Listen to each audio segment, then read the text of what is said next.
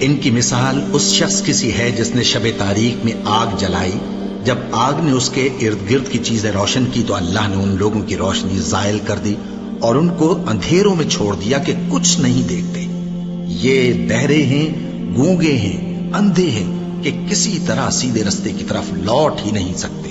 یا ان کی مثال میں کسی ہے کہ آسمان سے برس رہا ہو اور اس میں اندھیرے پر اندھیرا چھا رہا ہو اور بادل گرج رہا ہو اور بجلی کوند رہی ہو تو یہ کڑک سے ڈر کر موت کے خوف سے کانوں میں انگلیاں دے لے۔ اور اللہ کافروں کو ہر طرف سے گھیرے ہوئے ہے، قریب ہے کہ بجلی کی چمک ان کی آنکھوں کی بصارت کو اچک لے جائے۔